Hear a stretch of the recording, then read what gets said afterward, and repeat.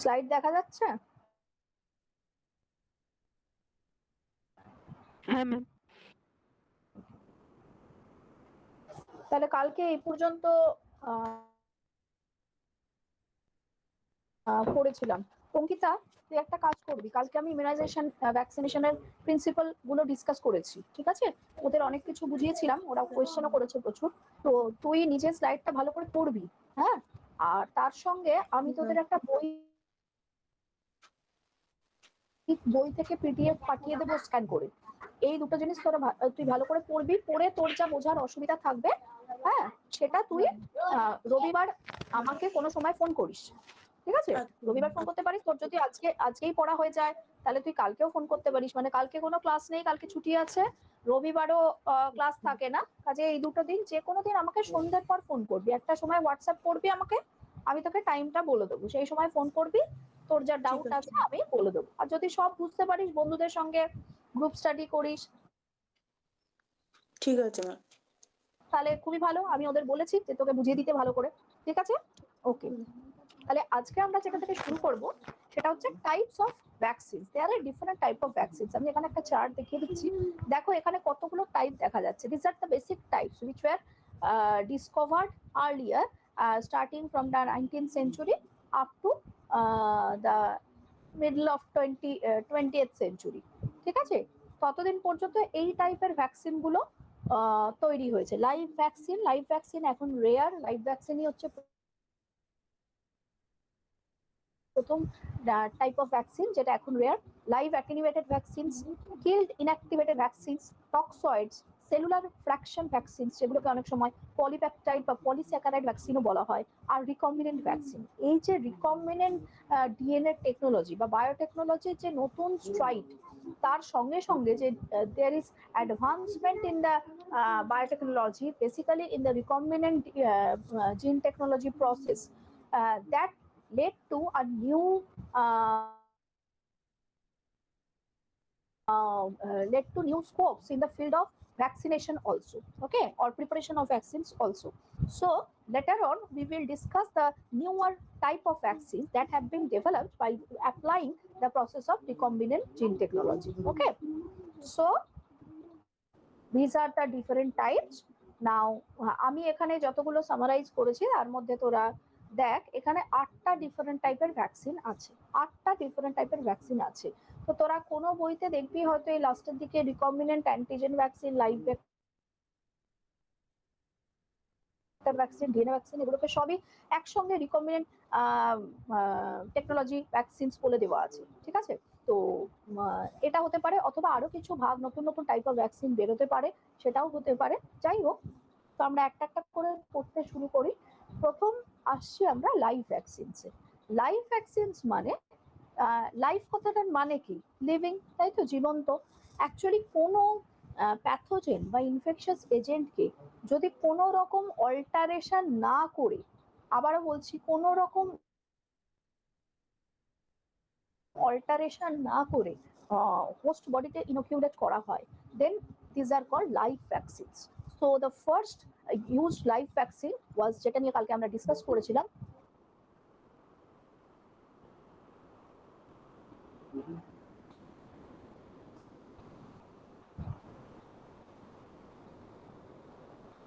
ঠিক আছে, ভালোই হলো ফৌজিয়া জয়েন করে গেছে। Fozia, we are discussing the types of vaccines, okay? So you are just on time. You are just on time because we are discussing the first type of vaccine, that is live vaccine. So যেটা বলছিলাম, তাহলে live vaccines are made from live infectious agents without any amendment. The term amendment means সংশোধন বা correction, ঠিক আছে? এরপরে যে vaccine গুলো তোরা দেখবি, সেই টাইপস গুলোতে দেখবি there are certain alterations in the pathogen used for vaccination, okay? So in case of live vaccines, there were no alterations, no heat treatment, no chemical treatment, no additional alteration.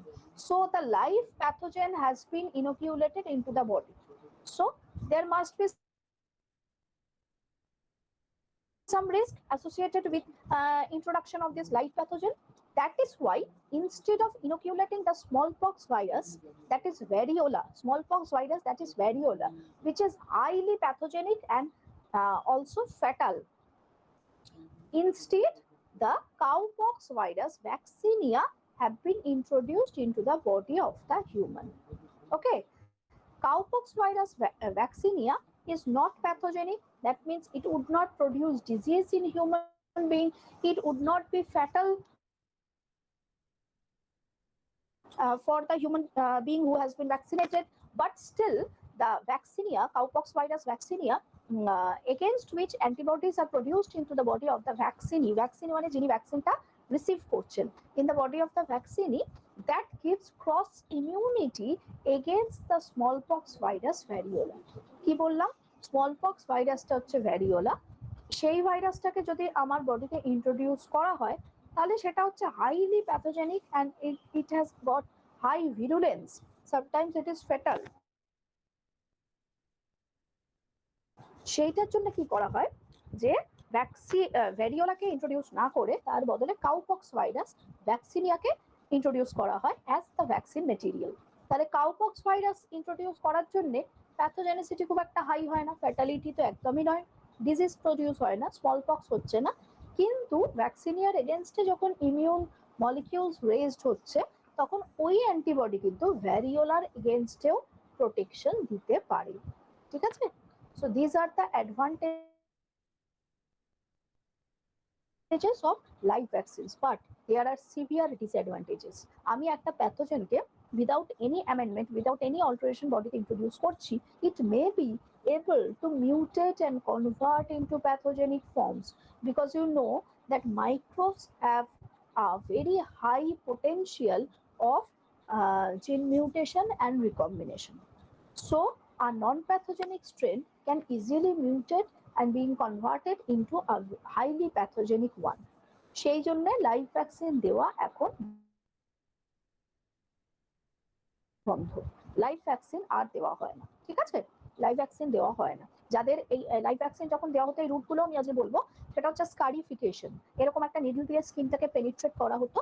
তো যাদের দেওয়া হয়েছে তাদের এরকম একটা আর্মে, আপার আর্মে এরকম একটা স্কার রয়ে গেছে।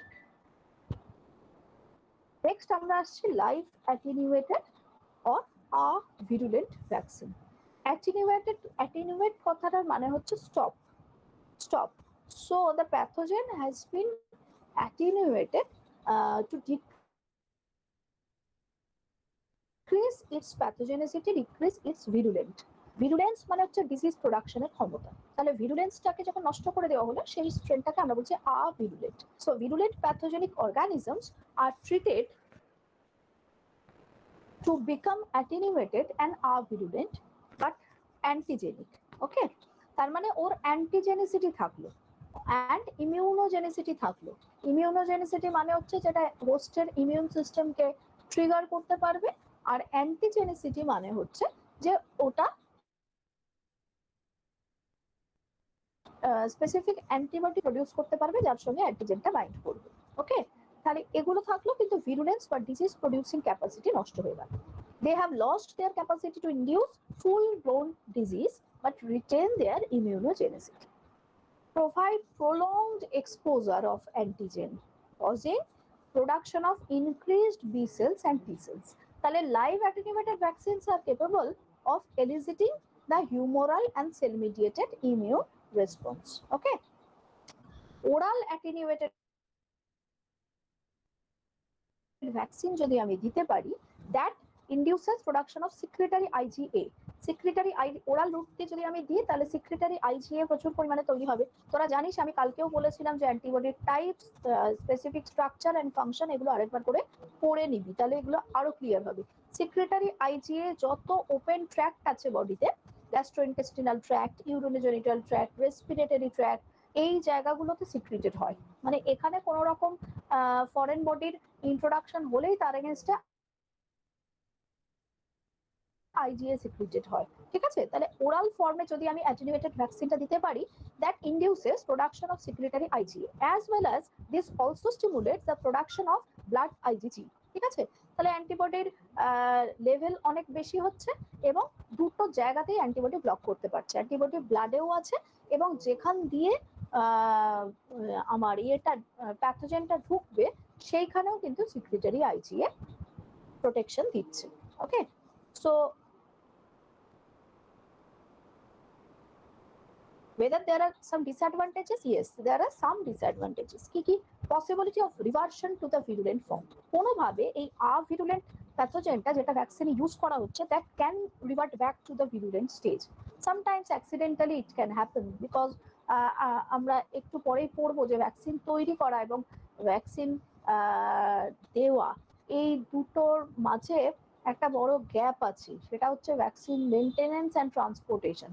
তোরা পড়েছিস কিনা জানি না, এই যে করোনা ভ্যাকসিন গুলো তৈরি হচ্ছে এগুলোর এক একটার মেইনটেনেন্স টেম্পারেচার এক এক রকম। যেমন আমি শুনলাম যে কোভিশিল্ড বা কোভ্যাক্সিন রাখতে হয় 2 to 8 ডিগ্রি সেলসিয়াস টেম্পারেচারে। ওকে, আবার ফাইজার, আমেরিকাতে ফাইজার যে ভ্যাকসিনটা তৈরি করেছে সেটা রাখতে হয় -70 ডিগ্রি টেম্পারেচারে, 70 ডিগ্রি সেলসিয়াস। ঠিক আছে, এইরকম মানে ডিফারেন্স আছে। তো এইগুলো মেনটেন করতে হয়। আমি একটা হিট ট্রিটমেন্ট বা কেমিক্যাল ট্রিটমেন্ট করলাম, করে সেটা তৈরি করলাম, কিন্তু তারপরে আমার মেনটেনেন্সটা হলো না, ঠিক আছে, তখন কিন্তু there are chances of reversion to the virulent form. Virulent মানে হচ্ছে pathogenic disease causing form. Okay, আরো সমস্যা কি, সেটা হচ্ছে যে should not be administered to persons with suppressed immune response, মানে যার কোনো রকম ইলনেস আছে, ঠিক আছে, ইমিউনো সাপ্রেসড ইন্ডিভিজুয়াল, ইলনেস আছে বা কোনো মেডিকেশন চলছে যার ক্ষেত্রে ইমিউন রেসপন্স ঠিকভাবে এলিজিটেড হয় না, তার বডিতে কিন্তু অ্যাডমিনিস্টার করা উচিত নয়। কারণ সিস্টেমটা কি, আমি একটা pathogen, maybe it is in a virulent state but still it is a pathogen, এটাকে আমি বডিতে ইন্ট্রোডিউস করছি, আমার ইমিউন সিস্টেম বুস্ট আপ হবে for production of specific antibodies and specific T cells. But if my immune system has already been suppressed due to some clinical condition or due to administration of some drug, then it may happen that the pathogen gains entry into my body and it starts producing certain symptoms, but my immune system is not capable of preventing establishment of the pathogen. এটা হতে পারে, সেজন্য immuno suppressed ইন্ডিভিজুয়ালকে এই vaccine দেওয়া উচিত নয়। Third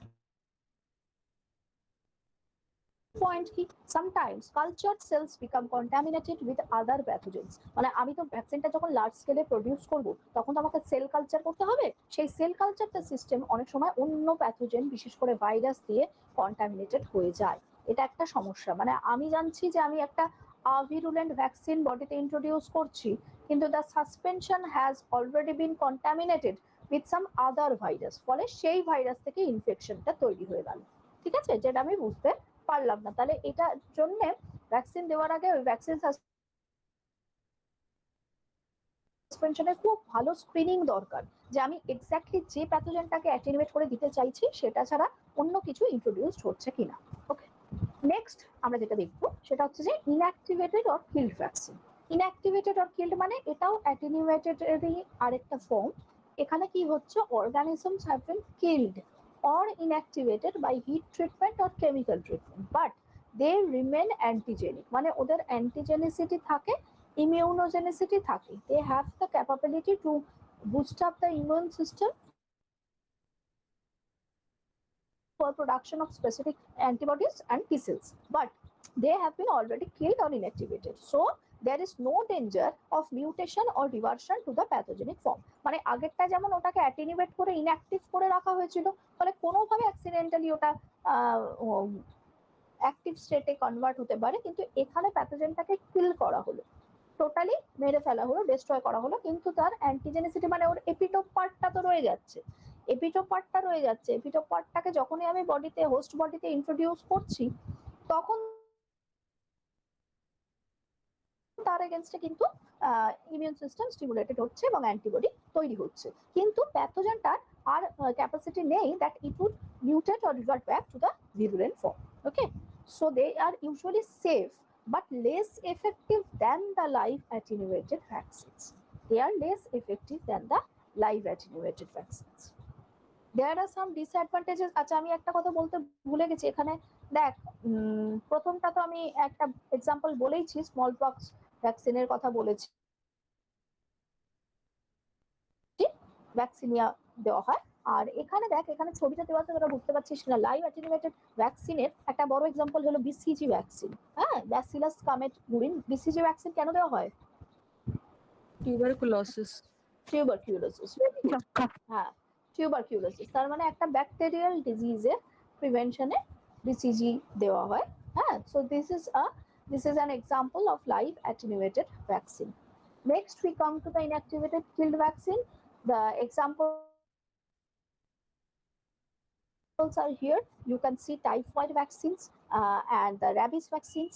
Okay, typhoid is a vaccine against a bacteria and rabies is a vaccine against a virus, তাই তো? তাহলে এখানে কিন্তু ভাইরাস ব্যাকটেরিয়া দুটোকেই আমি ইউজ করতে পারি ফর ইনোকিউলেশন। কিন্তু ডিসঅ্যাডভান্টেজ কি কি হতে পারে? প্রথম কথা হচ্ছে, টাইফয়েড দেখ, র্যাবিস দেখ, প্রত্যেকটাই হচ্ছে বুস্টার ডোজ দরকার হয়। It requires booster dose. আমি কালকে বলছিলাম না যে primary immunity, in some cases primary immunity falls after a certain time. So you need a secondary dose or booster dose. You need a secondary dose to strengthen the immune response. So in case of inactivated or killed vaccine, as the primary response is much slower and much weaker than in case of the live attenuated vaccine, so it requires booster dose. Cost is higher. Cost is higher. যেহেতু এখানে প্যাথোজেনটাকে hit treatment বা chemical treatment করতে হয়, so cost is higher. Less effective in eliciting cell-mediated immunity or mucosal immunity. আমি কালকে এটা বোধহয় একটু বলছিলাম যে some vaccines are there which are less effective in stimulating both the humoral as well as the cell-mediated pathway of immune system. So inactivated or killed vaccines are less effective in stimulating the cell-mediated immunity as well as the mucosal immunity. Mucosal immunity মানে হচ্ছে যে mucosal surface থেকে secretary IGA যেটা production হয় সেটা খুব বেশি production হয় না, মিউকোসাল ইমিউনিটিকে স্টিমুলেট করতে পারে না সেরকম ভাবে। And inadequate killing of the virulent organism result in disease again. মানে এই যে প্যাথোজেনটাকে হিট কিল করা হচ্ছে বা কেমিক্যাল ট্রিটমেন্ট করা হচ্ছে, তার তো একটা প্রসিডিওর আছে। তাহলে সেই প্রসিডিওরটা যদি ঠিকঠাক ফলো না করা হয়, তাহলে কিন্তু organism can acquire virulence again. আবার যদি ভিরুলেন্স গেন করে, তাহলে it can produce disease in the vaccine, তাই তো? এই সমস্যাগুলো থাকে। তাহলে তোরা যখন একটা ভ্যাকসিন, suppose you have a question of writing short note on certain vaccines, then you have to mention the properties, the advantages and the disadvantages also, okay, with some example. একটা বা দুটো এক্সাম্পল দিয়ে পুরোটা নিতে হবে। আমি একটা পিডিএফ পাঠিয়ে দেবো, ওখানে তোরা মানে এটা আমি পড়াবার জন্য সমস্ত ভ্যাকসিন গুলো মেনশন করে যাচ্ছি। আর তোরা যখন একটা ভ্যাকসিন সম্বন্ধে ডিটেলে লিখবি, suppose for a 3 marks question, তখন কতটা কি লিখতে হবে সেটা আমি যে পিডিএফটা দেবো, ওখানে দেখবি ভ্যাকসিনেশন চ্যাপ্টারটা খুব সুন্দর করে দেওয়া আছে, প্রত্যেকটা টাইপ অফ ভ্যাকসিন ডিটেলে দেওয়া আছে একদম। হ্যাঁ, ওখান থেকে তোরা নোট তৈরি করে নিবি। নেক্সট আমরা আসছি টক্সয়েড। এটা কিন্তু আমাদের খুব পরিচিত একটা ভ্যাকসিন। ছবিতে দেখো তো কি কি ভ্যাকসিনের কথা বলা আছে, দেখে বলতো কি ভ্যাকসিন দেখতে পাচ্ছি? ছবি যে দেওয়া আছে, tetanus, diphtheria. Diphtheria, very good. Actually tetanus আর ডিপথেরিয়া এই দুটো অর্গানিজম, মানে দুটোই হচ্ছে ব্যাকটেরিয়া, তাই তো? একটা হচ্ছে মাইক্রোব্যাকটেরিয়াম টিটেনি আর কর্নি ব্যাকটেরিয়াম ডিপথেরি, দুটোই হচ্ছে ব্যাকটেরিয়া। এই দুটোর ক্ষেত্রে কিন্তু টক্সয়েড ভ্যাকসিন প্রিপেয়ার করা যায়, because we have to know what is toxoid. These two bacteria, they produce exotoxins. মানে ব্যাকটেরিয়া দু ধরনের টক্সিন তৈরি করতে পারে। One is called exotoxin which is secreted outside the body, okay, and one is endotoxin that may be some integral part of the bacterial cell wall or some inner cellular component. এন্ডোটক্সিনটা ভিতরে থাকে আর এক্সোটক্সিনটা বডির বাইরে secreted হয়। এবার এই যে এক্সোটক্সিনটা secreted হলো, in case of tetanus or diphtheria, actually the organism is not pathogenic, organism is not producing the disease, but the adverse effects and fatality are produced actually by the exotoxins that are secreted from the body of the bacteria. যেমন টিটেনাসের ক্ষেত্রে, আমি ডিপথেরিয়ার pathogenicity ডিটেলে পড়িনি, টিটেনাসটা পড়েছি বলতে পারি। টিটেনাসের ক্ষেত্রে কি হয়, টিটেনাস বডিতে ঢোকার পরে টিটেনাস ব্যাকটেরিয়ার ডেথ হয় after some time, after some days the bacteria are lysed. After lysis, from the lysed cell of the bacteria there is release of the exotoxins. তাহলে আসল ব্যাকটেরিয়াটা মরে গেল, কিন্তু এই যে এক্সোটক্সিনটা রিলিজড হলো হোস্ট বডিতে, this produces the pathogenic effects and causes the disease. Okay, and if untreated it can also lead to death of the patient. তাহলে টক্সিনটাই হচ্ছে আসল বস্তু, যেটা হচ্ছে অ্যান্টিজেনিক, তাই তো? তাহলে যদি কোনো সাবস্টেন্স তৈরি করতে হয়, অ্যান্টিবডি অর like substance তৈরি করতে হয়, that should be produced against the toxin, not against the organism, because the organism is not pathogenic. The exotoxins are pathogenic. So toxoids are the substances that are prepared by detoxifying the exotoxins of some bacteria, rendering them antigenic but not pathogenic. So তাহলে কি বুঝতে পারলে তোমরা, যে এই bacteria থেকে যে exotoxin secreted হয়, those are pathogenic. Okay, so এই টক্সিন গুলোকে পিউরিফাই করে তাদের এমন ভাবে কেমিক্যালি ট্রিট করা হয়, so they are detoxified. Detoxified মানে হচ্ছে যে তাদের অ্যান্টিজেনিসিটি থাকে, কিন্তু they are not pathogenic anymore, they cannot produce disease anymore. Okay, these are called toxoids. Adjuvant is used, adjuvant এর কথা তোরা নিশ্চয়ই পড়েছিস, most commonly alum precipitations have been used. Adjuvant is used to increase the potency of the vaccine, মানে টক্সয়েডের সঙ্গে adjuvant দেওয়া হয় in combination. The antibodies produces in the body as a consequence of toxoid administration neutralize the toxic moiety produced during infection rather than act upon the organism itself. মানে টক্সয়েডকে আমি যখন ভ্যাকসিনের বডিতে introduce করি, তখন যে স্পেসিফিক অ্যান্টিবডি তৈরি হয়, that actually neutralise the exotoxins produced by the bacteria, but never acts upon the bacteria itself. ব্যাকটেরিয়াটাকে ডিস্ট্রয় করে তো কিছু হবে না, কারণ ওর তো কোনো প্যাথোজেনিসিটি নেই, বাট যে এক্সোটক্সিনটা সিক্রেটেড হচ্ছে সেইটাকে নিউট্রালাইজ করে ব্লক করে দিতে পারে বা ইনঅ্যাক্টিভ করে দিতে পারে হচ্ছে antitoxoid antibody. Okay, in general toxoids are highly efficacious and safe immunizing agents, but there are some disadvantages. প্রথম যেটা, সেটা হচ্ছে যে এই যে আমি দুটো এক্সাম্পল এখানে দেখালাম, একটা হচ্ছে টিটেনাস, একটা হচ্ছে ডিপথেরিয়া, এরা ছাড়া অন্য প্যাথোজেনিক অর্গানিজম কিন্তু এক্সোটক্সিন প্রডিউস করে না, সবাই করে না। those who secrete them produce in minute quantities. এক নম্বর হচ্ছে সবাই সিক্রেট করে না, তাহলে সবার এগেইনস্টে আমি টক্সয়েড টাইপ অফ ভ্যাকসিন তৈরি করতে পারবো না। দ্বিতীয় কথা, যারাও সিক্রেট করে তারা ভেরি ভেরি মাইনিউট কোয়ান্টিটিতে সিক্রেট করে, ফলে এক্সোটক্সিন সাফিসিয়েন্ট অ্যামাউন্টে কালেক্ট করতে গেলে, মানে এক্সোটক্সিন কালেক্ট না করলে তো টক্সয়েড প্রিপেয়ার করা যাবে না। এক্সোটক্সিন কালেক্ট করতে গেলে তাহলে কিন্তু অনেকটা পরিমাণে ব্যাকটেরিয়াল সেল আমাকে কালচার করতে হবে, অ্যাকুমুলেট করে তার থেকে সিক্রেট করতে, সরি এক্সট্রাক্ট করতে হবে টক্সিনটা, তবে আমি টক্সয়েড তৈরি করতে পারবো। So it is time consuming and it is cost effective. বুঝতে পারছিস তো?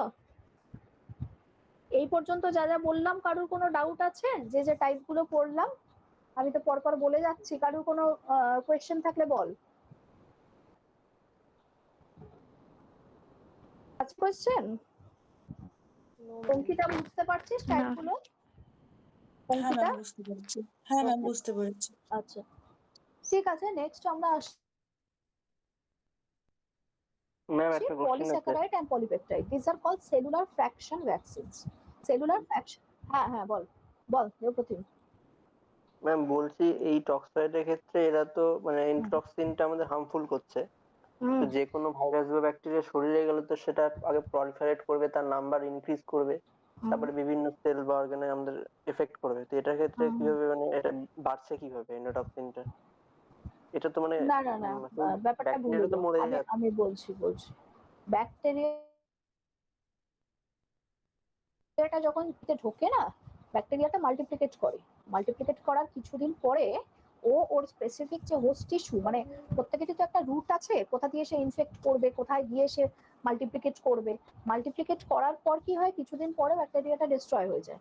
কিন্তু লাইজড ব্যাকটেরিয়ার বডি থেকে ওই এক্সোটক্সিনটা সিক্রিটেড হয়। এইবার এই এক্সোটক্সিনটা যখনই ব্লাডে বা নার্ভাস সিস্টেমে, মানে কোনো একটা কানেকটিভ টিস্যু সিস্টেমে যখনই রিলিজড হচ্ছে, তখন তার অ্যাডভার্স এফেক্টস গুলো প্রডিউস হতে শুরু করে। ওকে। মানে অ্যাকচুয়ালি অর্গানিজমটার কোনো প্যাথোজেনিসিটি নেই, টক্সিন কেমিক্যালটার প্যাথোজেনিসিটি আছে। ঠিক আছে, মানে তুই ধর একটা কন্টেনার, তার মধ্যে অ্যাসিড আছে, বুঝতে পারলি? তুই কন্টেনারটা কোথাও রেখে দিলি, সেখানে কি কোনো প্রবলেম হবে? কোনো কেমিক্যাল রিয়াকশন, কোনো দাগ, স্মেল কিছুই তুই পাবি না। কিন্তু সাপোজ তোর কন্টেনারটা ভেঙে গেল, অ্যাসিডটা রিলিজড হলো, এবার কি হবে? সঙ্গে সঙ্গে তুই এফেক্ট দেখতে পাবি। ব্যাপারটা সেই রকম, বুঝতে পারলি? মানে এটা আমি পার্টিকুলারলি টিটেনাসের কথা বলছি। আর টিটেনাসের প্যাথোজেনিসিটিটা আমি ডিটেলে জানি, ডিপথেরিয়া কিন্তু আমি ডিটেলে পড়িনি। তাহলে এগুলো একদম মাইক্রোবায়োলজি, কোর মাইক্রোবায়োলজির টপিক, তো প্যাথোজেনিসিটিটা যতটুকু আমাদের মাইক্রোবায়োলজিতে ছিল ততটুকু পড়েছি, সেই জন্য আমি তোকে বলতে পারছি। টিটেনাসে কি হয়, এইরকমই ব্যাকটেরিয়াটা কিছুদিন পরে লাইজড হয়ে যায়, সেলটা ডিস্ট্রয় হয়ে যায়। ডিস্ট্রয় হয়ে যাওয়ার পরে ওই লাইজড সেল থেকে টক্সিনটা বেরিয়ে আসে, ওই কেমিক্যালটার অ্যাডভার্স এফেক্ট আছে। ঠিক আছে, ওকে। মানে আমি তো ভ্যাকসিনের টাইপস পড়ছি, মানে কি যে ভ্যাকসিনের মানে আমি কোন সাবস্টেন্সটা দিয়ে ভ্যাকসিনটা তৈরি করছি সেটা জানার জন্য, তার উপরে আমার ক্যাটেগরাইজেশন বা টাইপিফিকেশনটা হয়, কোন সাবস্টেন্সটাকে ইউজ করছি ফর ভ্যাকসিন প্রিপারেশন, সেটাই বলতে চাইছি। নেক্সট এইটা যেমন দেখছি, এটাকে বলে cellular fraction vaccine. Cellular fraction vaccine মানে কোনো সময় কি হয় যে আমার গোটা প্যাথোজেনের বডিটা নিয়ে কোনো লাভ হয় না। ঠিক আছে, আমি যখন জানি যে এই প্যাথোজেনের এই পার্টিকুলার সেলুলার ফ্র্যাগমেন্টটা হচ্ছে অ্যান্টিজেনিক বা এপিটোপ পার্ট, যার এগেনস্ট মানে যার অ্যান্টিজেনিসিটি আছে বা ইমিউনোজেনিসিটি আছে, তাহলে আমি কি করব? পুরো সেলটাকে আমি ভ্যাকসিন প্রিপারেশনে ইউটিলাইজ না করে আমি ওই সেলুলার ফ্র্যাকশনটাকে এক্সট্রাক্ট করে নিলাম। ঠিক আছে, যদি আমি পলিস্যাকারাইড কম্পোনেন্ট এক্সট্রাক্ট করি, যেটা বেশিরভাগই সারফেসে থাকে, তাহলে সেটাকে পলিস্যাকারাইড ভ্যাকসিন বলা হয়। আর যদি পলিপেপটাইড কম্পোনেন্ট হয়, তাহলে সেটাকে পলিপেপটাইড ভ্যাকসিনস বলা হয়। They are prepared from extracted cellular fractions. যেমন ধর এক্সাম্পল দেওয়া আছে, meningococcal vaccine from the polysaccharide antigen of the cell wall. That means in case of meningococcal bacteria, the antigenic part is a glycoprotein which is actually present in the cell wall. So instead of utilizing the whole bacterium as the vaccination substance, we are using only the polysaccharide antigenic part extracted from the cell wall. ঠিক আছে, তাহলে এইটাকে আমি cellular fraction vaccine বলতে পারি। বুঝতে পারলি সবাই কি বললাম? কথাটা বুঝতে পারলি কি বললাম?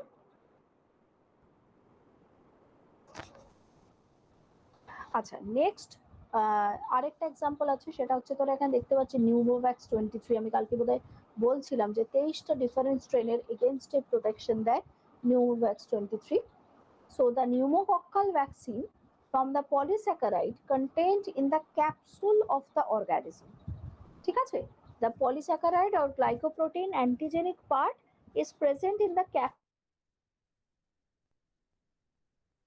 of the organism. So instead of utilizing the whole organism as the vaccine, only the capsule has been utilized for giving the vaccine. This is also a kind of cellular fraction vaccine. এতক্ষণ আমি শুধু পলিস্যাকারাইডের কথা বলেছি, কারণ বেশিরভাগ polysaccharide গুলো ব্যাকটেরিয়ার sell ওয়ালে থাকে। হ্যাঁ, গ্লাইকোপ্রোটিন যেগুলো কিনা অ্যান্টিজেন হিসেবে কাজ করে। অনেক সময় পলিপেপটাইড ভ্যাকসিনও হয়, যেমন ধর হেপাটাইটিস বি। হেপাটাইটিস বি এর ক্ষেত্রে, hepatitis B is a virus, ওখান থেকে পলিপেপটাইডটাকে আইসোলেট করা হয় এবং সেটাকে ভ্যাকসিনের মধ্যে দেওয়া হয়। Their efficacy and safety appear to be high. Okay, safety is also high because the whole cell has not been introduced, so there are less chance of pathogenicity, and efficacy is also high because the antigenic part has been introduced. Disadvantage একটা আছে, strong disadvantage, সেটা হচ্ছে যে these kind of vaccines are unable to stimulate T helper cells and inadequate memory cell production.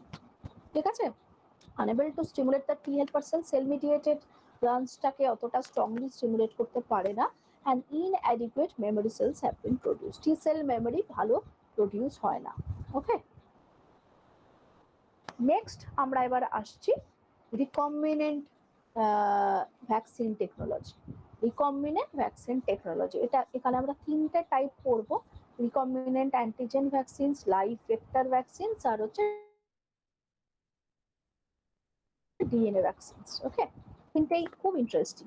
প্রথমটা খুব সহজ, তোরা cloning পড়েছিস তো? ক্লোনিং পড়েছিস তো?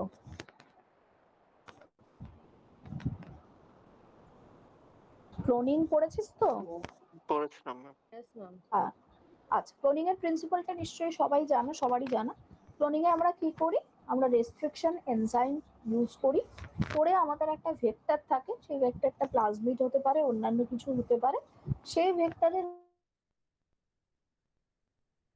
মধ্যে আমরা আমাদের জিন অফ চয়েস সেটাকে ইন্ট্রোডিউস করি। ঠিক আছে, রেস্ট্রিকশন এনজাইম দিয়ে কাট করে আমরা জিন অফ চয়েস, যেটাকে আমি এক্সপ্রেস করতে চাই, সেটাকে ইন্ট্রোডিউস করি। এবার এই ভেক্টরটাকে আমি একটা সুটেবল সেলের মধ্যে দেব, যেটা rate of multiplication is very high. তাহলে সেই ভেক্টরটা বারে বারে মাল্টিপ্লিকেট করবে এবং আমি যে আমার জিন অফ ইন্টারেস্ট যেটা, সেটাও মাল্টিপ্লিকেটেড হবে এবং প্রচুর পরিমাণে তৈরি হবে। ঠিক আছে, এবার রিকম্বিনেন্ট অ্যান্টিজেন ভ্যাকসিনের ক্ষেত্রে কি করা হয়, যে any gene which encodes the immunogenic protein, immunogenic protein যে কিনা তৈরি করে, সেই রকম জিনকে আমি ভেক্টরের মধ্যে ইনসার্ট করি।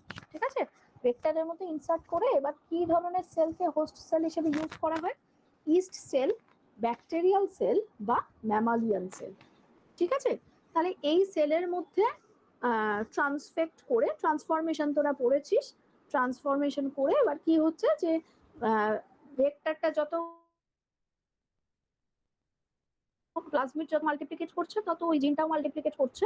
এবার ওখান থেকে প্রোডাক্টটাকে হারভেস্ট করা হলো। ঠিক আছে, তাহলে প্রচুর পরিমাণে আমি যে জিনটাকে ক্লোন করতে চাইছিলাম, প্রচুর পরিমাণে জিন প্রোডাক্ট তৈরি হয়ে গেল।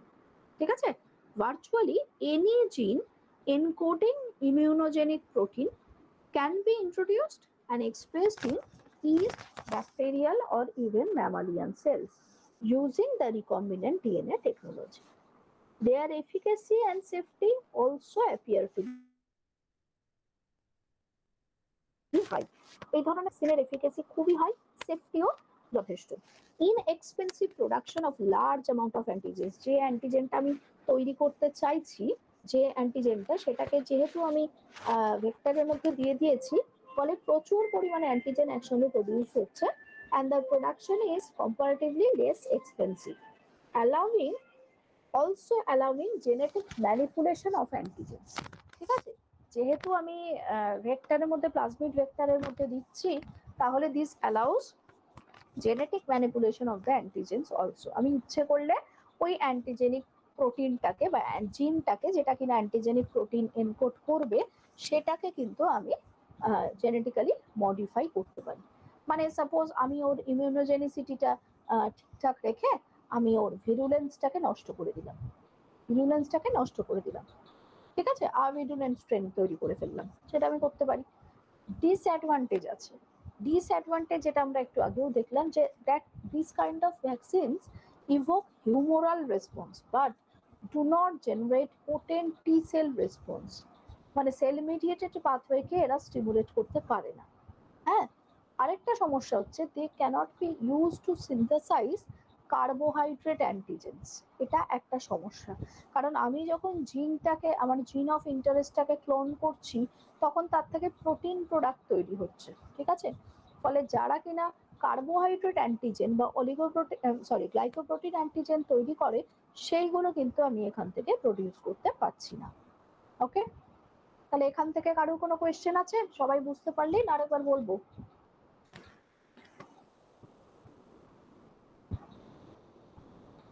সবাই বুঝেছে সব? হ্যাঁ বল, আরেকবার বলুন একটু। আরেকবার বলবো? হ্যাঁ বলছি, দেখ ছবিটা এবার ফলো কর। ছবিটা দেখ, আমি প্লাজমিড বা অন্য কোনো ভেক্টর নিলাম, যে কোনো ভেক্টর নেওয়া যেতে পারে। এবার কি করা হলো, যে মানে আমি একটা অ্যান্টিজেনিক প্রোটিন তৈরি করতে চাই, বুঝতে পেরেছিস?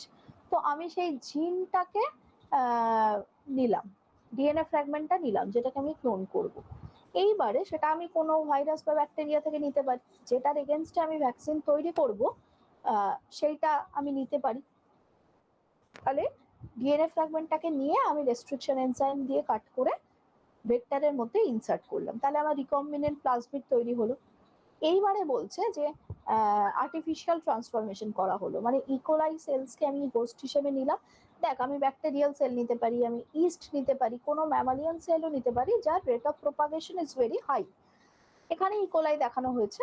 ইকোলাই সেলের সঙ্গে মিক্স করে ক্যালসিয়াম ক্লোরাইডের প্রেজেন্সে সার্টেন টেম্পারেচারে রেখে ইনকিউবেট করা হলো। তাহলে কি হলো? ট্রান্সফরমেশন হলো। হ্যাঁ, ব্যাকটেরিয়াল সেলের মধ্যে প্লাজমিডটা ঢুকে গেল। এবার these are culture on nutrient Agar plates containing ampicillin. তাহলে কি হলো, যে ওখানে প্লাজমিডের রেপ্লিকেশন হলো, ইন্ডিপেন্ডেন্ট রেপ্লিকেশন হলো, মানে মেন ব্যাকটেরিয়াল ক্রোমোসোম ছাড়াও তো প্লাজমিড ইন্ডিপেন্ডেন্ট রেপ্লিকেশন করতে পারে। প্রচুর পরিমাণে প্লাজমিডের ক্লোন তৈরি হলো, এবং তার মধ্যে আমার যে ডিএনএ ফ্র্যাগমেন্টটা ছিল, যেটাকে আমি সিলেক্ট করে দিয়েছিলাম, সেটারও মাল্টিপল কপিস তৈরি হলো। এবার কি হচ্ছে, যে আমি এখান থেকে ওই যেহেতু অ্যাম্পিসিলিনটা দেওয়া হয়েছিল, অ্যাম্পিসিলিন কন্টেনিং প্লেট দেওয়া হয়েছিল, তাহলে কোন সেলগুলো ট্রান্সফর্ম হলো, মানে কোনখানে প্লাজমিড ঢুকলো আর কোনখানে ঢুকলো না, সেটাকে আমি সিলেক্ট করে নিতে পারবো, তাই তো? এবারে কি হচ্ছে, যে যেখানে যেখানে আমার প্লাজমিড আছে, সেই সেলগুলো থেকে আমি এবারে সেই সেলের মধ্যে ওই প্রোটিনের এক্সপ্রেশন হবে, মানে অ্যান্টিজেনিক প্রোটিনের এক্সপ্রেশন হবে। তাহলে ওই সেল থেকে আমি অ্যান্টিজেনটাকে এক্সট্রাক্ট করে নিতে পারবো। তাহলে আমার লাভ কি হলো? কম সময়, ক্লোনিং এর লাভটা কি, যে কম সময় প্রচুর পরিমাণে অ্যান্টিজেনিক প্রোটিন আমি তৈরি করতে পারলাম। এবার এই অ্যান্টিজেনিক প্রোটিনটাকে আমি ভ্যাকসিন দেওয়ার জন্য ইউটিলাইজ করতে পারবো, ঠিক আছে? কিন্তু সমস্যা হচ্ছে যেটা, সেটা হচ্ছে যে এটা টি সেল মিডিয়েটেড পাথওয়েটাকে এই ধরনের ভ্যাকসিন স্টিমুলেট করতে পারে না। এবং সেকেন্ড প্রবলেম যেটা, সেটা হচ্ছে যে কার্বোহাইড্রেট অ্যান্টিজেন বা গ্লাইকোপ্রোটিন অ্যান্টিজেন কিন্তু তৈরি করতে পারে না। ওকে দেবপ্রতিম, ঠিক আছে? হ্যাঁ ম্যাম। ওকে, নেক্সট আমরা যেটা দেখছি, এটাও খুব ইন্টারেস্টিং, সেটা হচ্ছে live vector vaccine.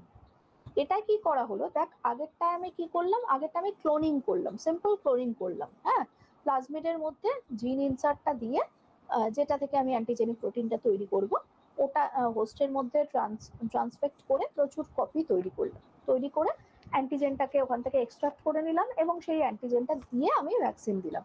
পরেরটায় live vector ভ্যাকসিনে কি করা হচ্ছে, যে আমি ভেক্টরটাকেই ভ্যাকসিনই, মানে যাকে ভ্যাকসিন দেব তার বডিতে আমি ভেক্টরটাকে ইন্ট্রোডিউস করছি। ভেক্টরটাকে ইন্ট্রোডিউস করছি যে ভেক্টরের মধ্যে প্যাথোজেনের জিনটা আছে। প্যাথোজেনের জিন মানে যেটা কিনা অ্যান্টিজেনিক প্রোটিন তৈরি করবে, ঠিক আছে? যেমন এখানে একটা এক্সাম্পল আছে, দেখ ধর suppose vaccinia virus, small pox virus, তার এগেনস্টে আমি ভ্যাকসিন দিতে চাই। আমি কি করব, একটা রিকম্বিনেন্ট প্লাজমিড ইউজ করব। এই রিকম্বিনেন্ট প্লাজমিডের মধ্যে আমি ভ্যাকসিনিয়ার অ্যান্টিজেন প্রোডিউসিং জিন, যেটা অ্যান্টিজেন প্রোডিউসিং জিন যেটা, সেটাকে ইনসার্ট করে দিচ্ছি, ঠিক আছে? এবার এই রিকম্বিনেন্ট প্লাজমিডটাকে আমি ভ্যাকসিন হিসেবে ইউজ করব। রিকম্বিনেন্ট প্লাজমিডটাকে, ভেক্টরটাকে আমি ভ্যাকসিন হিসেবে ইউজ করব। তাহলে কি হলো, ভেক্টরটা যখন আমার বডিতে, সাপোজ আমাকে ভ্যাকসিনটা দেওয়া হচ্ছে, ভেক্টরটা যখন আমার বডিতে ঢুকে মাল্টিপ্লিকেট করতে শুরু করবে, তখন কিন্তু তার মধ্যে থেকে অ্যান্টিজেনিক প্রোটিনটাও এক্সপ্রেসড হবে।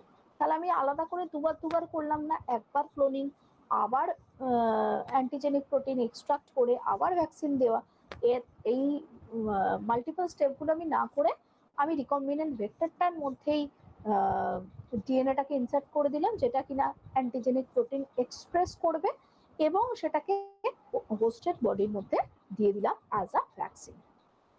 This is called live vector vaccine. The desired gene coding for target antigens of the virulent pathogen is put into a vector. That vector may be attenuated bacteria or virus, and then this vector is infected to the vaccine. Commonly used viral vectors, এখানে example দেওয়া আছে কিছু viral vectors কি use করা হয়, ভ্যাকসিনে use করা হয়, adeno virus use করা হয়, ক্যানারি পক্স ভাইরাস ইউজ করা হয়। সেগুলোকে কিন্তু অ্যাটিনিউয়েট করতে হবে, মাথায় রাখবে সেগুলোকে কিন্তু before using as vector you should attenuate the bacteria আর ভাইরাস। ওকে, ব্যাকটেরিয়াল ভেক্টরস এর মধ্যে আছে সালমোনেলা টাইফি আছে, Mycobacterium bovis আছে, which is the BCG strain. And this kind of vaccines can stimulate both the humoral as well as the cell-mediated immune pathway. দুটোকেই stimulate করতে পারে। ওকে, কিন্তু এখানে কিছু ডিসঅ্যাডভান্টেজ আছে, একটা তোমরা নিশ্চয়ই বুঝতে পারবে, সেটা হচ্ছে যে আমি একটা ভেক্টর হিসেবে যেটাকে ইউজ করছি সেটা হচ্ছে যে একটা অ্যাটিনিউয়েটেড ব্যাকটেরিয়া বা ভাইরাস, তাহলে সেটাকে আমি যখন বডিতে দিচ্ছি তখন there are chances of reversion to the virulent form, ওই যেমন অ্যাটিনিউয়েটেড ভাইরাসের ক্ষেত্রে আমরা পড়েছিলাম, তাহলে এখানেও কিন্তু ভাইরাস বা ব্যাকটেরিয়াটা কিন্তু আবার ভিরুলেন্ট স্টেজে কনভার্ট করতে পারে, এইটা একটা ব্যাপার। সেকেন্ড হচ্ছে যে সাম ভাইরাসেস, মানে যেটাকে আমি ভেক্টর হিসেবে ইউজ করছি, মাইন্ডেড যেটাকে আমি ভেক্টর হিসেবে ইউজ করছি, such vector viruses can sometimes transform the infected cell into a cancerous cell. এইটা একটা সমস্যা, অনেক সময় ওভারগ্রোথ শুরু হয়ে যায়, টিউমার প্রোডাকশন হয়ে যায়, ঠিক আছে, এটা একটা সমস্যা। তাহলে এটা সবাই বুঝতে পারলে live vector vaccine, nature of live vector vaccine. হ্যাঁ ম্যাম। ঠিক আছে, তারপরে আমরা যেটা দেখছি সেটা হচ্ছে যে ডিএনএ ভ্যাকসিন। ডিএনএ ভ্যাকসিন এটা অনেক নভেল টেকনোলজি। এখানে কি করা হচ্ছে যে এখানে আমরা কোনো ভেক্টর ইউজ করছি না, হ্যাঁ ভেক্টর ইউজ করছি না, এটা আরো অ্যাডভান্স টেকনোলজি। এখানে DNA plasmid has been introduced into the muscle cell of the host. হোস্টের মাসল সেল বা মায়োসাইটের মধ্যে আমি প্লাজমিডটাকে ইনসার্ট করছি, ঠিক আছে। প্লাজমিড মানে আলাদা করে ক্লোনিং করছি না, আমি ভেক্টরের মধ্যে যে ডিএনএটার থেকে অ্যান্টিজেনিক প্রোটিন তৈরি করতে চাই সেটাকে আমি ইনসার্ট করে রিকম্বিনেন্ট ভেক্টর তৈরি করছি। এবার এই রিকম্বিনেন্ট ভেক্টর মানে লাইভ ভেক্টর যেমন দেখতে অনেকটা সেরকমই, লাইভ ভেক্টরের ক্ষেত্রেও কিন্তু ওই রিকম্বিনেন্ট ভেক্টরকে ইন্ট্রোডিউস করা হচ্ছিল হোস্টেড বডিতে, এখানেও তাই। ডিএনএ ভ্যাকসিন মানে কিন্তু এমন নয় যে মানে ডিএনএটাকে ইউজ করা হচ্ছে, ওই প্লাজমিডের মধ্যে ডিএনএটাকে ইনসার্ট করে রিকম্বিনেন্ট প্লাজমিডটাকে সরাসরি হোস্টের মাসল সেলের মধ্যে ইনসার্ট করা হচ্ছে, ঠিক আছে। এখানে অনেক সময় কি করা হয় যে ইনজেকশন দেওয়া হয় মায়োসাইটের মধ্যে, অথবা কি করা হয় গোল্ড পার্টিকেল, রিকম্বিনেন্ট ভেক্টরের গোল্ড পার্টিকেল তৈরি করে স্কিনের উপর বম্বার্ডমেন্ট করা হয়, তাহলেই ওটা ঢুকে যায়, ন্যানোটেকনোলজি এটা। This plasmid contains a protein coding gene of the antigen that gets expressed in the cell, leading to both humoral and cell mediated response. তাহলে এই ধরনের পার্টিকেল আমি যদি ভ্যাকসিন হিসেবে ইউজ করি, it stimulates both the humoral as well as cell mediated pathway of the immune system of host. Okay,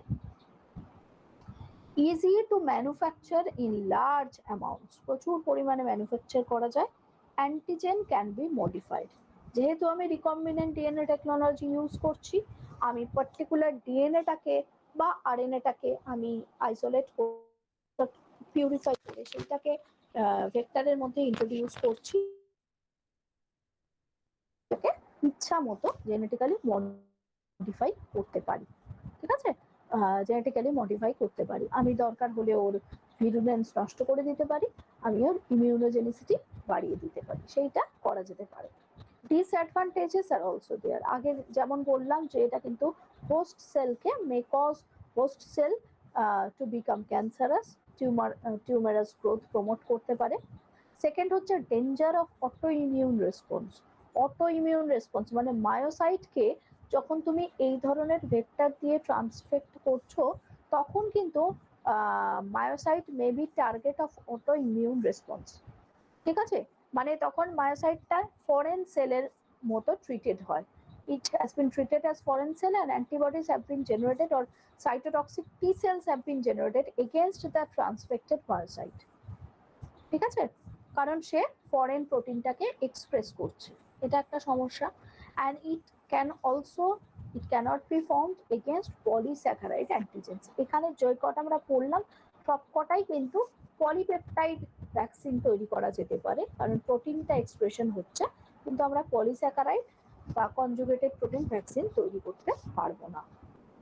ঠিক আছে, তাহলে এই লাস্ট তিনটে হচ্ছে রিকম্বিনেন্ট ডিএনএ টেকনোলজি ইউজ করছে। বলো, এই তিনটে বুঝতে পারলে পরিষ্কার? না কারোর কোথাও কোয়েশ্চেন আছে? এটার এক্সাম্পল কি হবে? হ্যাঁ, এটার এক্সাম্পল গুলো আমি সব দিয়ে দেবো। আর কেন এখানে এক্সাম্পল দিইনি আমি জানি না, এগুলো ভুলে গেছি। আর তোদের পিডিএফটা পাঠিয়ে দেবো, ওখানে সবকটার এক্সাম্পল আছে, আমার এক্ষুনি মনে পড়ছে না। দিয়ে দেবো এগুলো সবই। তাহলে এই হচ্ছে ভ্যাকসিনেশনের টাইপ। এবার যেগুলো আমরা পড়বো, যেগুলো খুব সোজা সোজা গল্পের মতো পড়বো, সেটা হচ্ছে রুটস অফ অ্যাডমিনিস্ট্রেশন। তোরা এগুলো মোটামুটি জানিস যে কিভাবে দেওয়া হয়। যেমন ছবিতে দেখতে পাচ্ছিস যে বাচ্চাদের অনেক সময় ওরাল পোলিও দেওয়া হয়, ড্রপ দেওয়া হয় ওরাল রুটে, অথবা রোটাভাইরাস ডায়রিয়ার জন্য ভ্যাকসিন দেওয়া হয়, সেটাও ওরাল। ইনফ্লুয়েঞ্জা ইনজেকশন দেওয়া হয়, ইন্ট্রামাসকুলার ইনফ্লুয়েঞ্জা অনেক সময় আবার ন্যাজাল ড্রপ হিসেবেও দেওয়া হয়। ঠিক আছে, আরেকটা এই যে বলছিলাম যে অনেক সময় ডিএনএ ভ্যাকসিন কিন্তু ন্যাজাল রুটেও দেওয়া হয়, হ্যাঁ, ন্যাজাল ভ্যাকসিন হিসেবে দেওয়া হয়। আর কি কিভাবে হতে পারে? ওরাল রুট এক্সাম্পল হচ্ছে oral BCG vaccine, স্যাবিন vaccine. স্যাবিন vaccine মানে হচ্ছে ওরাল পোলিও ভ্যাকসিন, হ্যাঁ। ইন্ট্রান্যাসাল রুট যেমন বললাম লাইভ অ্যাটেনুয়েটেড ইনফ্লুয়েঞ্জা ভ্যাকসিন, এটা হতে পারে। আচ্ছা, ডিপ সাবকিউটেনিয়াস মানে স্কিন পেনিট্রেট করে, অথবা ইন্ট্রামাসকুলার রুট মাসল পেনিট্রেট করে most vaccines have been given. তোরা টিটেনাস, ওই যে কালকে টেট ভ্যাকের কথা বলছিলাম, টেট ভ্যাকও দেওয়া হয় ইন্ট্রামাসকুলার, তাই না? বিসিজি ভ্যাকসিন হচ্ছে ইন্ট্রাডার্মাল রুট, হ্যাঁ, স্কিনের মধ্যে দেওয়া হয়। স্কারিফিকেট, এখানেও স্কিনের মধ্যে একটা নডিউলস তৈরি হয়, হাইপার সেন্সিটিভিটি হয়ে একটা নডিউলস তৈরি হয়। স্মল পক্স ভ্যাকসিনে যেটা দেওয়া হয় সেটা হচ্ছে স্কারিফিকেশন, মানে ওই জায়গাটায় একটা ক্ষত তৈরি হয়, হ্যাঁ। So this are different routes of administration. Now এরপরে এই জিনিসটা আমি আগেও বলেছিলাম, কালকেও ডিসকাস করেছিলাম, আবারও বলছি যে scheme of immunisation. Scheme of immunisation মানে এই দেখ, তোদের একটু দেখাই, এটা হচ্ছে ন্যাশনাল ইমিউনাইজেশন শিডিউল। এখানে তোরা দেখতে পাচ্ছিস যে just after birth oral polio দেওয়া হয়, বিসিজি দেওয়া হয়। ওরাল পোলিওটা চলবে 5 বছর পর্যন্ত, হ্যাঁ। 6 উইকসে কি দেখছিস? 6 উইকসে triple antigen diphtheria, tetanus, pertussis dose 1 দেওয়া হয়। আবার 10 উইকসে খেয়াল করো, 10 উইকসে ডোজ 2 দেওয়া হয়, 14 উইকসে ডোজ 3 দেওয়া হয়। তার মানে আমরা দেখছি ট্রিপল অ্যান্টিজেন দেওয়া হচ্ছে 3টে ডোজে বা 4টে ডোজে। 15 to 18 মান্থসে আবার একটা বুস্টার ডোজ। ওকে, ওরাল পোলিও ওরকম। ওরাল পোলিও তো বারবারই খাওয়ানো হয় পালস পোলিও প্রোগ্রামে। ইনজেকশনাল পোলিও 2টো ডোজে দেওয়া হয়। মিজলস, মাম্পস, রুবেলা এমএমআর যেটা, সেটাও কিন্তু মাল্টিপল ডোজে দেওয়া হয়, হ্যাঁ। তাহলে ভ্যাকসিনেশনের একটা শিডিউল বা স্কিম আছে।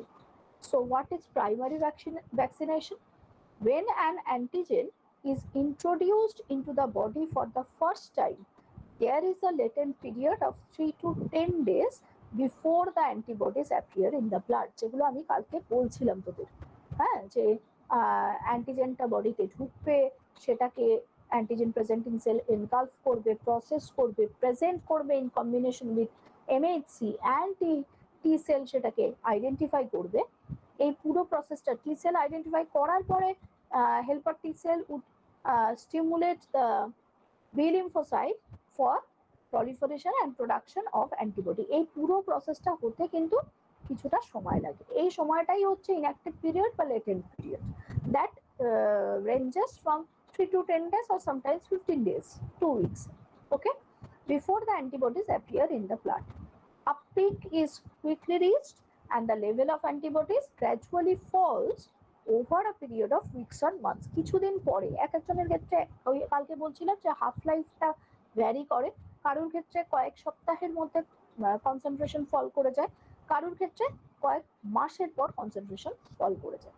এবার দেখো primary vaccination one dose vaccine হতে পারে। ওয়ান ডোজ ভ্যাকসিন মানে হচ্ছে যেটা একটাই ডোজে দেওয়া হয়, যেমন ধর BCG, variola, measles, mumps, rubella এইগুলো। আর কিছু কিছু হয় যেগুলো মাল্টিপল ডোজ ভ্যাকসিন, যেমন ধর polio multiple dose, triple antigen, diphtheria, টিটানাস, pertussis এটা হচ্ছে মাল্টিপল ডোজ, হেপাটাইটিস হচ্ছে মাল্টিপল ডোজ, ঠিক আছে। আর বুস্টার ভ্যাকসিনেশন কালকে আমি বলছিলাম যে যেটা কিনা সেকেন্ডারি রেসপন্সকে অনসেট করবে। The response to a booster dose of the same antigen differ in a number of ways from the primary response। কালকেও আমরা এগুলো পড়ছিলাম। It has a shorter latent period and more rapid production of antibodies।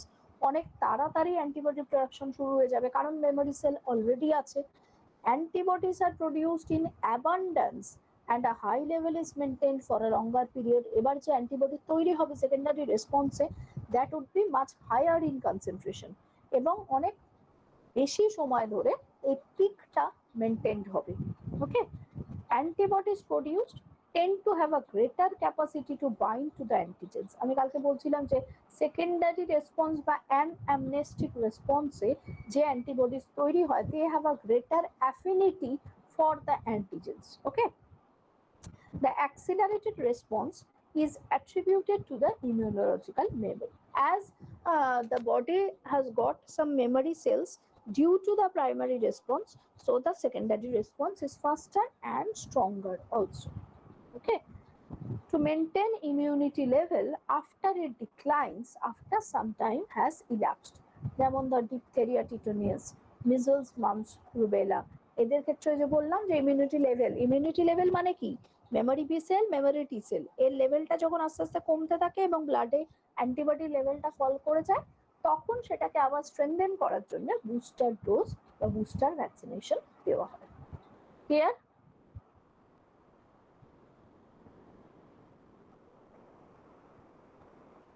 এবারে যেটা আমি বলবো, হ্যাঁ বল, কেউ কিছু বলছিস?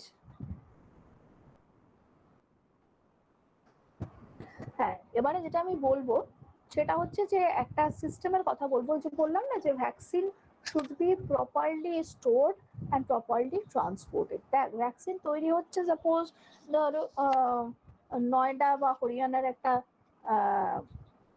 চণ্ডীগড়ের একটা ফ্যাক্টরিতে তৈরি হচ্ছে, ঠিক আছে। তারপরে সেটা আমার এখানে সাপোজ ওয়েস্ট বেঙ্গলের একটা ভিলেজে আসছে রুরাল এরিয়াতে, তাহলে সেখান থেকে প্রথমে ট্রান্সপোর্টেশন হচ্ছে, তারপরে এসে এখানে স্টেটে পৌঁছে স্টেট হেলথ মিনিস্ট্রিতে পৌঁছাচ্ছে, সেখান থেকে রুরাল হেলথ সেন্টারগুলোতে ডিস্ট্রিবিউটেড হচ্ছে, মানে এতগুলো প্রসেস আছে, এতগুলো স্টেপ আছে। তাহলে ওই যে বললাম যে প্রত্যেকটা ভ্যাকসিনের একটা মেনটেনেন্সের জন্য একটা কিছু নির্দিষ্ট প্যারামিটার্স আছে। Some vaccines need some specific temperature, যখন এক্ষুনি আমি কোভিড ভ্যাকসিনের গল্প বলছিলাম যে কারোর -70°C দরকার, কারোর আবার 2 to 8°C দরকার। তাহলে ভ্যাকসিনটাকে যদি আমি ওই পার্টিকুলার টেম্পারেচারে মেনটেন না করতে পারি তাহলে তো তার এফিকাসিটা নষ্ট হয়ে যাবে, তাই না? তো কারো কোনোটা হয়তো পাউডার ফর্মে থাকে যেটাকে সাসপেনশন তৈরি করে নিতে হয় ডিস্টিল ওয়াটারে, কোনোটা আবার সাসপেনশন ফর্মেই থাকে সেটাকে শেক করে নিতে হয়। তাহলে এই কন্ডিশনগুলো আমাকে জানতে হবে।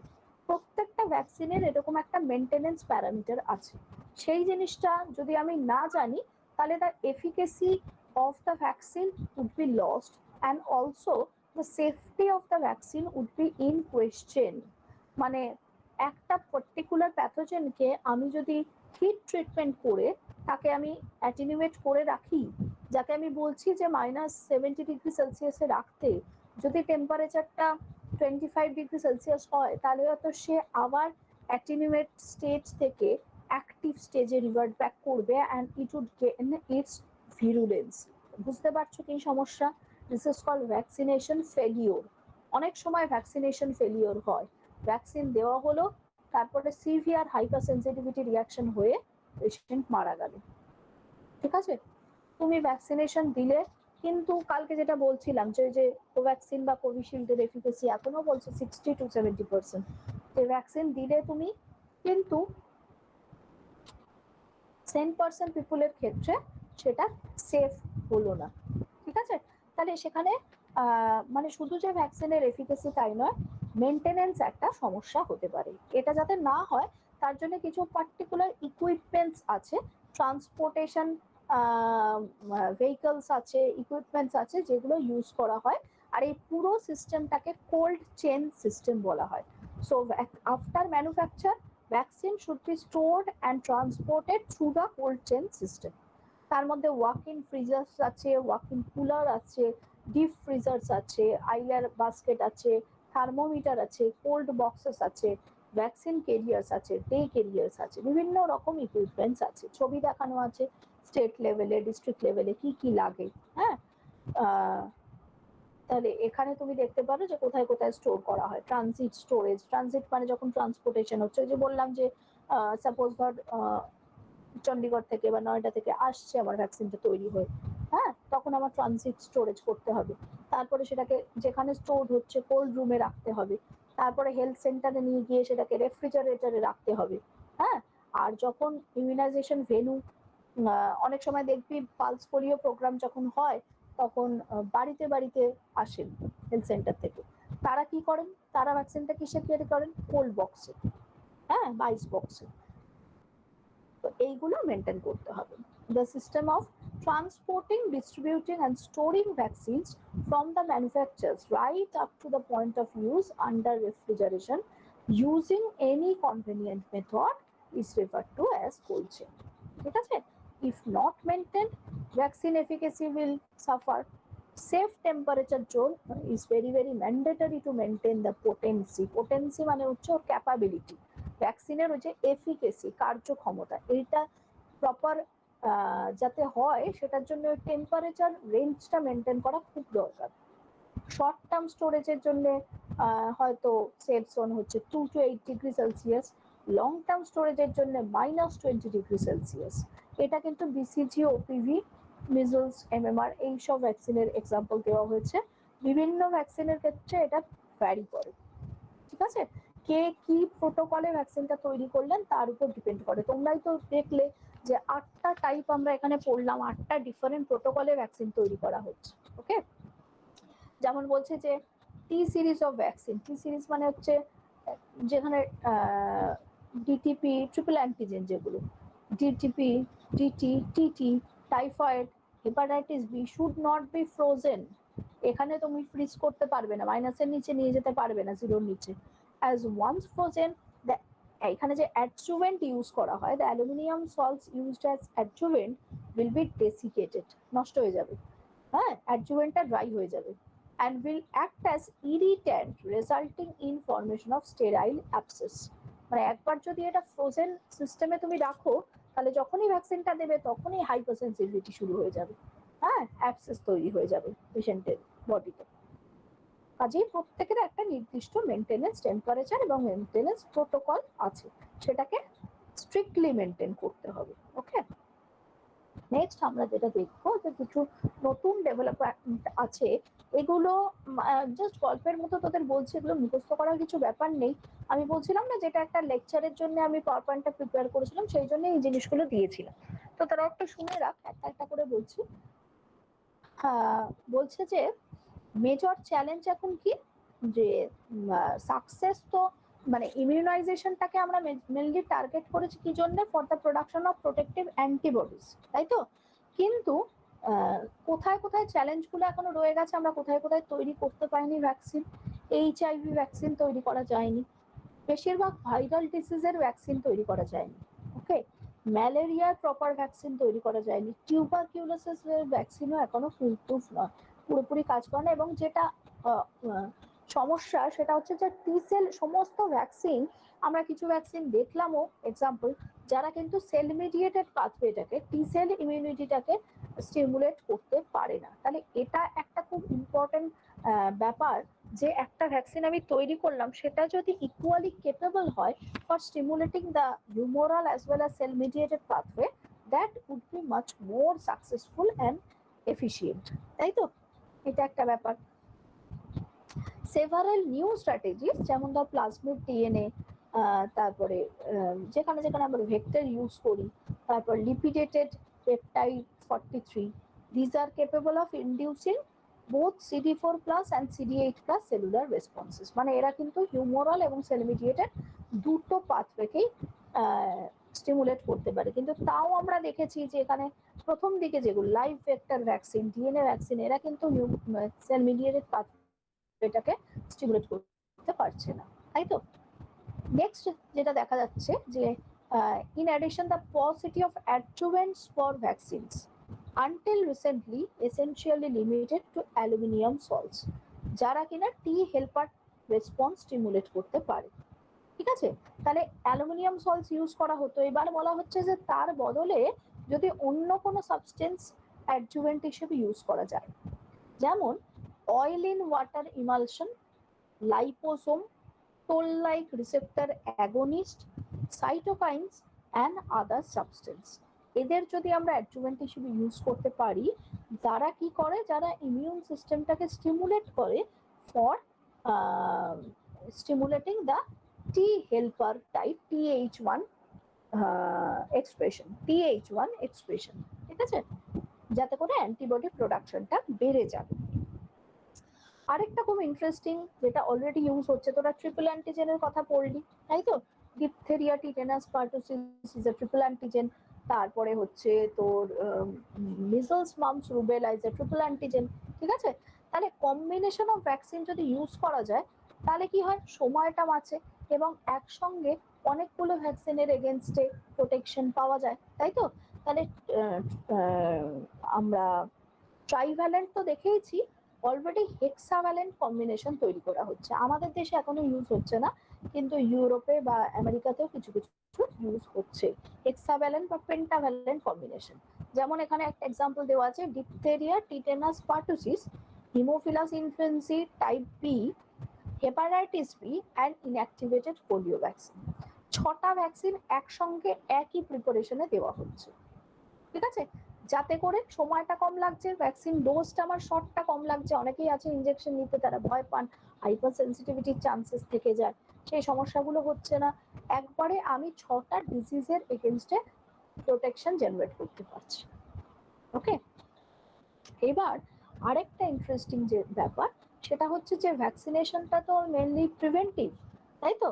মানে আমি অ্যাক্টিভ ইমিউনিটি ডেভেলপ করি যাতে করে ভবিষ্যতে আমার ন্যাচারাল ইনফেকশন হলে সেটার এগেনস্টে প্রোটেকশন দিতে পারে। এই জন্য এখন যেটা করা হচ্ছে, বিশেষ করে ক্যান্সারের ট্রিটমেন্টের জন্য ক্যান্সারের ভ্যাকসিন তৈরি করার চেষ্টা চলছে, কিন্তু ক্যান্সারের এত রকম ফর্ম আছে, একটা ভ্যাকসিন তো সব রকম ক্যান্সারকে প্রিভেন্ট করতে পারে না। তো যেটা চেষ্টা চলছে সেটা হচ্ছে থেরাপিউটিক ভ্যাকসিন যদি তৈরি করা যায় ক্রনিক ইনফেকশনের জন্য, বিশেষ করে থেরাপিউটিক ভ্যাকসিন যদি তৈরি করা যায় ক্যান্সার বা এইডস এর ক্ষেত্রে। থেরাপিউটিক ভ্যাকসিন মানে যেটা ওষুধ হিসেবে কাজ করবে, মানে ডিজিজটা হওয়ার পরে যে ভ্যাকসিনটা আমি দিতে পারি, যেমন immunisation against the E6 and E7 oncogenes of papillomavirus for the treatment of cervical cancer. You know that human papillomavirus HPV is the causative cervical cancer, ঠিক আছে? তাহলে এই অনকোজিনগুলোর এগেনস্টে যদি আমি ভ্যাকসিন তৈরি করতে পারি, against the GAG and TAT genes of HIV for suppression of viral replication in AIDS. তাহলে once some person has been infected with HIV virus, then if we introduce this particular vaccine, this vaccine will act against the GAG and TAT gene of the HIV to suppress the viral replication of the virus. তাহলে এগুলো হচ্ছে therapeutic vaccine, এটা একটা development. আরো কি কি development দেখা যাচ্ছে in the route of administration. Route of administration আস্তে আস্তে চেঞ্জ হচ্ছে। প্রথম দেখেছিলাম স্কারিফিকেশন, সেখান থেকে সাবকিউটেনিয়াস বা ইন্ট্রাডার্মাল হলো, ওরাল হলো, তারপরে দেখা গেল ন্যাজাল ভ্যাকসিন দেওয়া হচ্ছে। হ্যাঁ, তো সেই জন্য ন্যাজাল ভ্যাকসিন যদি দেওয়া হয়, সেটা ওই যে বলছিলাম যে সেটা হচ্ছে মানে লোকাল রেসপন্সও করছে, আবার সিস্টেমিক রেসপন্সও করছে, তাই না? লোকালি সিক্রেটারি আইজিএ তৈরি হচ্ছে, আবার বডি হিউমারে কিন্তু প্রিভেন্টিভ আইজিজি ও তৈরি হচ্ছে। আর কি কি দেখা যাচ্ছে, সেটা হচ্ছে যে new consideration to immunization against a wide variety of non-infectious diseases, non-infectious mainly autoimmune diseases, যেমন ধর মাল্টিপল স্ক্লেরোসিস বা ডায়াবেটিস মেলিটাস এগুলোর এগেনস্টে, হ্যাঁ, এবং ক্যান্সারের এগেনস্টে, যেটা একটু আগে বলছিলাম। আচ্ছা, আরেকটা খুব ইন্টারেস্টিং, সেটা হচ্ছে যে ড্রাগ অ্যাডিকশন। ভ্যাকসিন দিয়ে কি ড্রাগ অ্যাডিকশন কন্ট্রোল করা যায়? Drug addictions, including nicotine, methamphetamine, and cocaine, whether these are controllable by inducing some antibodies which rapidly remove the drugs from the body. মানে আমি একটা পার্টিকুলার অ্যান্টিজেনিক সাবস্টেন্স দিয়ে preventive antibody তৈরি করলাম, যেটা কিনা ড্রাগ অ্যাডিক্টের ক্ষেত্রে এই অ্যান্টিবডিটা কাজ করবে এবং খুব চট করে ড্রাগটাকে বডি থেকে রিমুভ করবে, মানে ডিটক্সিফিকেশন করবে খুব তাড়াতাড়ি। ঠিক আছে, তাহলে এইটা নিয়েও রিসার্চ চলছে। আর কি হচ্ছে যে টার্গেট গ্রুপটা চেঞ্জ হচ্ছে আস্তে আস্তে, মানে আগে যেমন মনে করা হতো নিউবর্নস আর টার্গেট ফর ভ্যাকসিনেশন, এখন তো তাই হচ্ছে না। এই যে তোর করোনা ভাইরাসের ভ্যাকসিনেশন দেওয়া হচ্ছে, আস্তে আস্তে বয়সটা নামলো, মানে প্রথমে 60 আপ দেওয়া হচ্ছিল, তারপরে 45 to 60, এখন 18 to 45, হ্যাঁ, 18 and above আর কি। তাহলে এখন কিন্তু দেখা যাচ্ছে যে বিলো 14, মানে বিলো 14 অ্যাকচুয়ালি ট্রায়ালই হয়নি। তার মানে টার্গেট গ্রুপটা চেঞ্জ হচ্ছে। নিউমোনিয়া ভ্যাকসিন অ্যাডাল্টদের, বিশেষ করে ওল্ডার পিপলকে দেওয়া হয়, সিনিয়র পিপল যারা তাদের দেওয়া হয়। ঠিক আছে, তারপরে ধর প্রেগনেন্ট উইমেনদের কিছু পার্টিকুলার ভ্যাকসিনেশন দেওয়া হয়, হ্যাঁ, যেমন টিটেনাস টক্সয়েড দেওয়া হয়, তারপরে মেনিঙ্গোকক্কাল, তারপর অ্যাডোলেসেন্টদের ক্ষেত্রে কিন্তু এইচপিভি ভ্যাকসিনেশন দেওয়া হচ্ছে, হ্যাঁ, মেনিঙ্গোকক্কাল ভ্যাকসিনেশন দেওয়া হচ্ছে। এগুলো রুটিন ভ্যাকসিনেশনই হয়ে গেছে এখন সার্ভাইকাল ক্যান্সার বা হারপিস প্রিভেন্ট করার জন্য। ঠিক আছে, তারপরে প্রেগনেন্ট উইমেনদের ক্ষেত্রে যেটা বলছিলাম যে তাদের ক্ষেত্রে নিউমোকক্কাল ভ্যাকসিন অনেক সময় দেওয়া হয়, টিটেনাস টক্সয়েড দেওয়া হয়। তার মানে টার্গেট গ্রুপটা আস্তে আস্তে চেঞ্জ হচ্ছে। আর একটা, সেটাও খুব ইন্টারেস্টিং, সেটা হচ্ছে বায়ো টেররিজম। টার্মটা তোরা সবাই নিশ্চয়ই শুনেছিস, বায়ো টেররিজম, যেখানে আমি একটা কন্টাজিয়াস প্যাথোজেনকে ইউজ করতে পারি for propagation in a certain population. ঠিক আছে, এমনকি এই যে SARS-CoV-2, this has also been considered as an weapon for bioterrorism by China. কোথাও কোথাও এই আলোচনাটা হয়েছে। ঠিক আছে, so although bioterrorism is unpleasant to think about, it has stimulated development of new vaccines. তার মানে বায়োটেররিজমের জন্য যে ইনফেকশাস প্যাথোজেনগুলোকে ইউজ করা যেতে পারে, তার এগেনস্টে আগে ভ্যাকসিন তৈরির চেষ্টা চলছে। যেমন ধর স্মল পক্স, অ্যানথ্রাক্স, প্লেগ, এগুলো খুব তাড়াতাড়ি স্প্রেড করে, and this are fatal, this can result in quick epidemic. So এদের এগেনস্টে কিন্তু ভ্যাকসিনেশন তৈরির চেষ্টা চলছে। Okay, so this are the new world developments. এবার কিছু প্রবলেম আছে, প্রবলেমগুলো আমি বলে দিচ্ছি। Vaccine supply is insufficient, already আমরা এটা দেখতে পাচ্ছি, তাই তো। Cost of vaccines is also number problem. কিছু কিছু ভ্যাকসিনের ক্ষেত্রে cost of vaccine is a problem, particularly for the third world countries. হ্যাঁ, আর compared to the population, supply of vaccine is a major problem. Now there is a growing demand for vaccine safety, fueled in part by anti-vaccination groups. কিছু anti-vaccination group থাকে, দেখ যখন করোনার ভ্যাকসিনও দেওয়া শুরু হলো, তখনও কিন্তু প্রচুর লোকজন তুই আশেপাশে দেখতে পাবি যারা বলছিল যে এই ভ্যাকসিনটা সাকসেসফুল হবে না, বা এই ভ্যাকসিনটা খুব কম সময়ে তৈরি করা হয়েছে, কাজেই এই ভ্যাকসিনটা নিয়ে কোনো লাভ হবে না। অনেকেই কিন্তু ভ্যাকসিন নেননি। আমাদের টোটাল পপুলেশনের কত পার্সেন্ট ভ্যাকসিন নিয়েছে? ভীষণই কম, ভীষণই কম। So, as vaccines are key tools for maintenance of public health, governments also has a major role in dissemination of the vaccines through recommendation and purchase, যেটা এখন করতে বলা হচ্ছে আমাদের ওয়েস্ট বেঙ্গল গভর্নমেন্ট, যেটা অলরেডি শুরু করে দিয়েছে কিছুটা, সেটা হচ্ছে যে সেন্ট্রালি স্টেট থেকে, স্টেট অ্যাডমিনিস্ট্রেশন থেকে ভ্যাকসিন দেওয়া হচ্ছে এবং সেটা ফ্রিতে দেওয়া হচ্ছে। অলরেডি সেটা শুরু করে দিয়েছে, কিন্তু সেটা পুরো সেন্ট্রালি যদি শুরু করা যায় এটা আরো ভালো হয়। প্রপোজাল যেগুলো আসছে যে সারা দেশে vaccination, nation wide vaccination and free vaccination, তার মানে যেটা হচ্ছে এইরকম এপিডেমিক বা প্যান্ডেমিক কন্ডিশনে ইনফেকশাস প্যাথোজেন যদি থাকে, তার এগেনস্টে একটা নেশন ওয়াইড ভ্যাকসিনেশন দরকার, যেমন পোলিওর ক্ষেত্রে হয়েছিল। তাহলে এই যে পোলিও, এটা কিন্তু সরকারের, ভারত সরকারের পালস পোলিও প্রোগ্রাম যেটা, সেইটা ছাড়া এই পোলিও ইরাডিকেশন সম্ভব হতো না।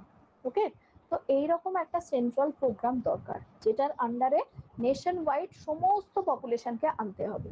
সেটা যদি করা যায়, হ্যাঁ, তাহলেই কিন্তু একটা এই জাতীয় কন্টাজিয়াস ডিজিজ মানে সংক্রামক, যেটা খুব তাড়াতাড়ি ছড়িয়ে পড়ে, সেই ধরনের ডিজিজকে আমরা কন্ট্রোল করতে পারবো। ওকে, এবার বল আর কার কি কোয়েশ্চেন আছে এখান থেকে। নতুন ডেভেলপমেন্ট গুলো তোদের ওরকম ভাবে মুখস্থ করার দরকার নেই, যেহেতু তোরা এমএসসি স্টুডেন্ট, তাই কি কি এরিয়াতে কাজ হচ্ছে সেগুলো আমি একটু বলে দিলাম। ওকে, তো কোথাও যদি কারোর কোয়েশ্চেন থাকে বলতে পারিস, যতটুকু আমার জানা আছে আমি হেল্প করব।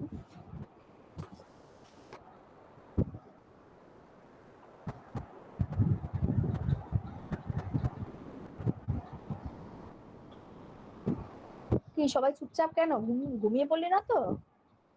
টিউশন আছে?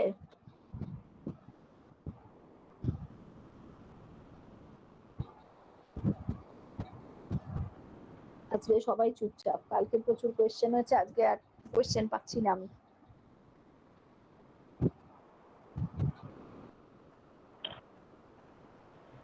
হ্যাঁ ম্যাম, পড়ানো আছে, এইটা আমার পার্টটা ঠিক পড়া নেই তো এখন, ওই জন্য কোশ্চেন। আচ্ছা আচ্ছা, ঠিক আছে, পড়, সময় নিয়ে পড়, ভালো ভালো কোয়েশ্চেন করিস। আর কে কোয়েশ্চেন করবে? অঙ্কিতা, তুই মোটামুটি বুঝতে পারলি আজকের পার্টগুলো? হ্যাঁ ম্যাম, আজকেরটা বুঝতে পেরেছি। আচ্ছা, তো ম্যাম প্যারাসাইট ভ্যাকসিনেশনের ব্যাপারে যদি একটু বলতেন। হ্যাঁ বল।